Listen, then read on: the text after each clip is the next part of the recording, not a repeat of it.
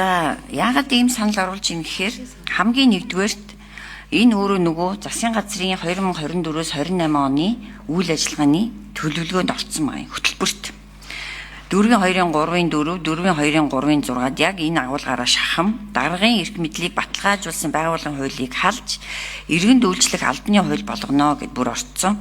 За нөгөөх нь яг төрийн албаа агчийг улс төрчийн болон удирдлагын хууль бус шийдвэр аливаа дарамт халтаас ангид байлгана гэд ингээд томьёологдоод манай засгийн газрын мөрийн хөтөлбөрт орсон байгаамаа. Мөртлөө одоо эн чинь 2 дахь жилийн одоо төлөвлөгөө болж штэ. Гэтэл 2 дахь жилийнхаа төлөвлөгөөнд энэ заалтаа оруулахгүй бол бид нар ер нь энэ үр дүнд хүрч чадах хэсэг чинь тодорхойгүй болж байгаамаа. Тийм учраас хамгийн нэгдүгээр үндслэл бол энэ мөрийн хөтөлбөрт тусгасан зүйлээ одооноос оруулаад хэрэгжүүлэх ажлаа эхлээч. Тэгэхгүй л энэ чинь амжихгүй шүү гэдэг үндслэл байна. За мэдээж ер нь бол манай энэ хуулиуд бол сонсогч чинь даргын эрх мэдлийг аль болох хамгаалсан бэхжүүлсэн нэг ийм чиглэл рүү байдаг. Гэтэл яг нөгөө иргэдийгээ хамгаалсан гэдэгтээрээ сул мөртлөө эсрэгээрээ иргэдийг дандаа хариуцлагажуулсан энэ чиглэл рүүгээ ерөөсөй байдаг. Тийм ч учраас энэ заалтыг энэ засгийн газрын мөрийн хөтөлбөрт оруулсан байна. За ер нь бол нөгөө хуулийн засаглал гэдэг чинь хууль гэдэг чинь ер нь яагаад үүссэн гэхээр төрөөс төрийн хүн суртал төрийн эрх мэдлээс иргэдийг хамгаалах гэж л хуулийн засаглал оршиж байгаа шүү дээ. Бүр цаад философи нь. Гэтэл энэ манай хуулиуд бол эсрэгээрээ нөгөө дарга ангийг хамгаалсан энэ чиглэл рүү орцсон байна. Тийм учраас энэ дээр одоо зарчмын өөрчлөлтийг оруулах шаардлагатай байна. Тэгээд энэ засгийн газрын мөрийн хөтөлбөрөөр хэрэгжүүлээсэ гэж. За хоёр дахь тэр төрийн албан агчийг одоо улс төрчдийн хууль бус шийдвэр дарамтаас хамгаална гэд энэ айгүй чухал байгаамаа. Тэгээ бид нар мэдэн штэ одоо ерөөсө хүний эрхийн үндэсний комисс дээр байгаа ихэнх гомдлуудын ихэнх нь ерөөсө дандаа энэ төрийн албан дах дарамт шахалт гэж байгаа. Тэгэхээр энэ дарамт шахалт юу вэ гэвэл мэдээж дандаа болвол хууль бус шийдвэр гаргуулах гэдэг байх. За ингэж явсаар сүүлдээ эн чинь нөгөө хайн хандсан ажилдаа хариуцлагагүй хандсан болж хуурал нөгөө муу төрийн албан хаагчд чинь байнга ингээд нэг хариуцлага хүлээдэг нэг ийм юм руу орсон юм аа.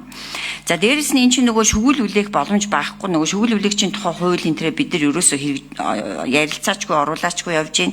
Тэгэхээр энэ төрийн албан хаагчдад дээрэс нь ногдуулж байгаа тэр хууль бус шийдвэрүүдийг биелүүлэхгүй байх. За тэрүүгээрээ бас хамгаалагдах энэ эрх зүйн орчин бүрдээгүй гэж үзээд энд угаасаа оруулсан гэж бодож байгаа.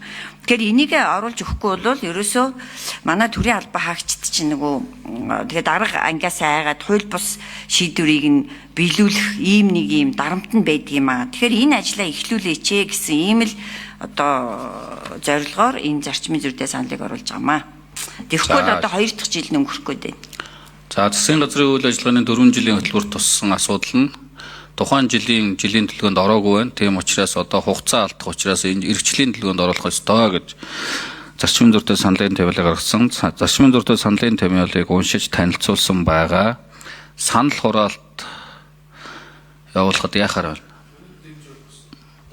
Бүгд дэмжиж нэг юм давах юм шиг байна. Зөвлөхөр гишүүн боловсролын яам дээр хурал удирдах ажилтай. Номжиг шиг дууд санал хураалт гишүүдэд дуудаач. Одоо ер нь тэгээд алтан гэрэл сайдтай санал нэг байна. Тэгээд байгаль гишүүдийн хүрээнд тэгээд саналаа ураагаал дэмжигдэхгүй бол унаал одоо явахаас өөр аргагүй. Одоо тэг яах юм тэгээд.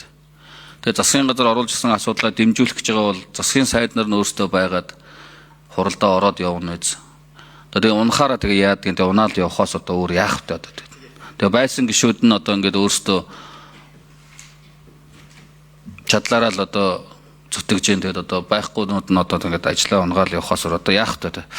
За тэгээд санал хураалт зарчмын зүйтэй саналаар түрүүн уншсан дахиж унших шаардлагагүй үстэй. Баярмаа гишүүний гаргасан зарчмын зүйтэй саналын томьёолоор санал хураалт.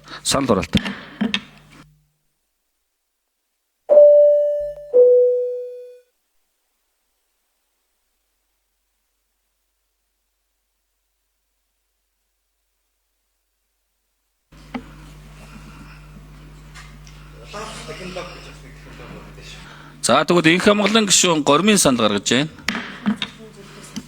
За хурал даргалагчд зарчмын зөрүүтэй юу гаргасан санал гаргасан. Учир нь энэ өнөөдрийн одоо ингээд энэ манай банк орон дээр санал гаргаж байгаа энэ машин санал уншиж байгаа машинууд бүгдэнд нь бас энэ техникийн бас ийм тохиргоо хийх шаардлага үүссэн юм шиг байна. Яг гэвэл бүх гишүүд дээр одоо яг хуруугаа уншуулахад 7-8 секундээс уруу нь уншигдахгүй байж байгаа. Тэгээд яачихад байгаа байхгүй. Тэгэхээр тэр ихний алтан гэрэл сайдын гаргасан гормын саналыг одоо дахиж санд хураалгаж өгөөч гэж санал гаргаж байгаа. За, алтан гэрэл сайдын гаргасан гормын санал дэмжигдээгүй унтсан байгаа учраас алтан гэрэл сайдын гаргасан гормын саналыг ахиж дэмжиж гэсэн томьёолоор санал энэ хамгаалан гишүүнээр гаргасан саналыг санал хураалт явуулъя. За.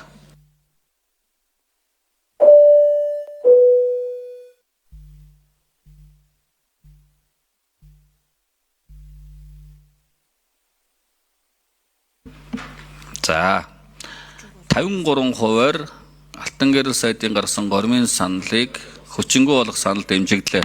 За одоо зарчмын зөрүүтэй гаргасан Баярмаа гишүүний нэг дахь зарчмын зөрүүтэй саналын томьёолоор санал хураалт явуулна. Гишүүд анхааралтай санал хураалт.